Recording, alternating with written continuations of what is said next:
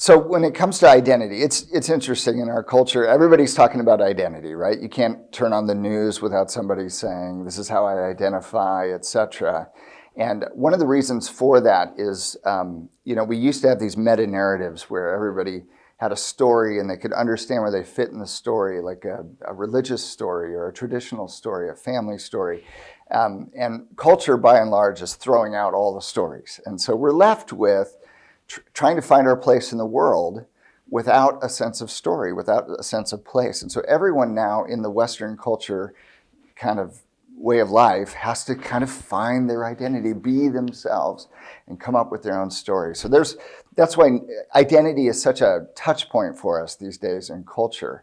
And it's interesting, if you do some work on identity, you'll find there's 3 deep-seated human needs that have to be met by however we build our identity. Identity is just a sense of self, right? It's how we distinguish ourselves. We know who we are as distinguished from other people. We have a sense of self. This is who I am, right?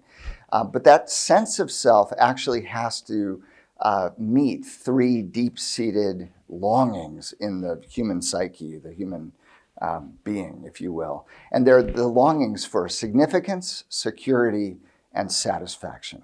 So significance, we all need to know that we matter, like I'm worthwhile. My life is worthwhile. That's significance.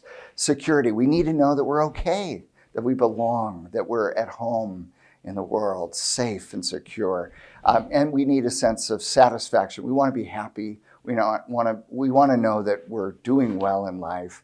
And so whatever identity we form in order to get those deep needs met. So we know that we have worth, that we're safe, and that we're happy.